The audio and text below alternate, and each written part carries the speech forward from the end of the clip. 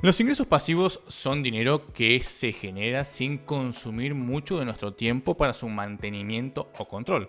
Y acá algo clave, no consumen mucho tiempo para su mantenimiento o control, pero no significa que no haya que gastar tiempo para construir la fuente de ingresos, ni tampoco que no tengamos que gastar algo de tiempo durante el transcurso de la generación de esos ingresos. Lo que diferencia a estos ingresos de los activos es que los ingresos pasivos requieren un gran esfuerzo al principio para crear la fuente y luego muy poco para mantenerla, mientras que los ingresos activos, las fuentes activas, requieren de un esfuerzo constante para sostenerlas en el tiempo. Seguro con un ejemplo lo entendés mucho más fácil. Crear un libro requiere mucho esfuerzo al principio, pero luego genera ingresos por regalías de manera indefinida en el tiempo. Por otro lado, trabajar en relación de dependencia requiere que todos los días vayamos a trabajar de manera activa para mantener esa fuente de ingresos. Ojo, esto no quiere decir que los ingresos pasivos sean mejores que los ingresos activos, solo son mecanismos diferentes de generar ingresos y lo ideal es combinarlos. ¿Cuáles son las fuentes de ingresos pasivos más comunes? Si te tuviera que resumir las fuentes de ingresos pasivos más utilizadas, te diría que son los creativos, por ejemplo música, cuadros, libros, etc. Los financieros, donde tenemos intereses, dividendos, etc.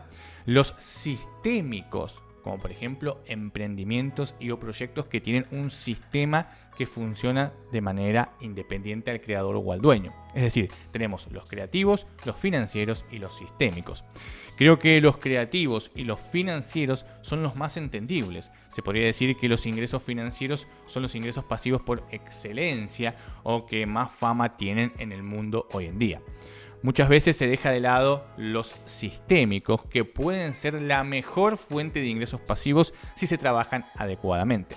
Crear una empresa y establecer un sistema para que funcione sin tu presencia, por ejemplo, puede ser una excelente fuente de ingresos pasivos. A muchos les cuesta dejar sus proyectos o delegarlos porque sienten que sin ellos no funcionaría y por eso tienden a generar no un sistema de independencia, sino un sistema de dependencia. El 90% de los emprendimientos tienen un sistema de dependencia al punto de que si el dueño o jefe no está en la empresa, no se puede tomar ninguna decisión ni se puede abordar ninguna solución. Pero bueno, no es el tema de hoy. Si te interesa, te voy a dejar un video acá abajo en la descripción. Hoy vamos a ver 5 tips para incrementar tus ingresos pasivos. Tip número 5. Invertí en una moneda fuerte. Por lo general las fuentes de ingresos pasivos son de mediano a largo plazo, por lo que necesariamente tenemos que utilizar monedas fuertes como base. No tienen que ser 100% monedas fuertes en todos los casos, pero sí tratar de que se acerque lo más posible para poder dormir tranquilos. Despertarse al otro día y enterarte que perdiste la mitad de tu patrimonio por la decisión de un político o los vaivenes de la economía no está para nada bueno. Así que siempre que puedas, intenta invertir en moneda fuerte. Tip número 4. Interés compuesto. Quiero definir dos conceptos muy simples, la TEA y la TNA. TNA es la tasa nominal anual y se basa en el interés simple. La TEA es la tasa efectiva anual y se basa en el interés compuesto. Son dos conceptos que mucha gente no tiene en claro y que tenemos que saber identificar para saber en qué nos estamos metiendo. Por lo general los bancos ofrecen TNA, tasa nominal, mientras que los sistemas de inversión ofrecen TEA, tasa efectiva. No siempre es así, pero para que te des una idea. En muchos países es obligatorio poner los dos datos para dar más transparencia, pero la realidad es que la gran mayoría te lo pone en letra chiquita, en gris, inentendible. Es decir, te dan 200 millones de vueltas para no decirte la tasa real. ¿Por qué es importante esto? Primero que nada, para saber qué sistema nos están ofreciendo. Puede que la tasa sea extremadamente alta, pero sea TEA. Y otra alternativa, tengas una tasa baja, pero sea TNA, que si la convertimos a TEA nos da la misma rentabilidad. Sabiendo esto, podemos comparar mejor los rendimientos y ver qué alternativa nos conviene más. Por otro lado, tenemos que buscar siempre aplicar el interés compuesto, lo tenga o no incluido el sistema. Interés compuesto significa que los intereses generados se agregan al capital anterior y en el periodo siguiente se calcula un nuevo interés sobre el capital más los intereses del periodo anterior. Esto es clave porque en el largo plazo hace que nuestro dinero crezca exponencialmente. Esto nos lleva al siguiente punto. Tip número 3. El tiempo. Los ingresos pasivos se hacen más fuertes con el tiempo, principalmente los financieros que aplican justamente el interés compuesto. Pero el tiempo no solo juega un papel importante en el interés compuesto, sino también en cualquier clase de ingreso pasivo, ya que tenemos necesariamente que darle mantenimiento a nuestras fuentes. En otras palabras, el tiempo puede ser nuestro amigo, pero también nuestro enemigo si no lo tenemos en cuenta. De ahí que cada determinado tiempo tengamos que necesariamente controlar y dar mantenimiento a nuestra fuente de ingresos pasivos. Pueden pasar múltiples cosas, desde que la tasa de interés que nos estaban pagando haya bajado, hasta que el valor de nuestros libros haya variado o que nuestro sistema se esté deteriorando. Por eso, tenemos que necesariamente definir primero que nada qué papel va a jugar el precio en nuestra fuente de ingresos pasivos y cómo vamos a darle mantenimiento. Tip número 2. Ingresos activos. Si queremos incrementar más rápidamente nuestros ingresos pasivos, tenemos que apretar el acelerador en los ingresos activos, que son los que pueden ayudarnos a incrementar el capital base. Cuando hablamos de ingresos pasivos, lo primero que se nos viene a la mente son los ingresos financieros. En este caso, por ejemplo, tenemos tres partes básicas en la fórmula: el capital, el interés y el tiempo. Si estamos obteniendo el máximo interés posible a lo largo del tiempo, solamente nos queda una variable por tocar para incrementar los ingresos pasivos rápido, y es el capital. Ahí es donde entran los ingresos activos.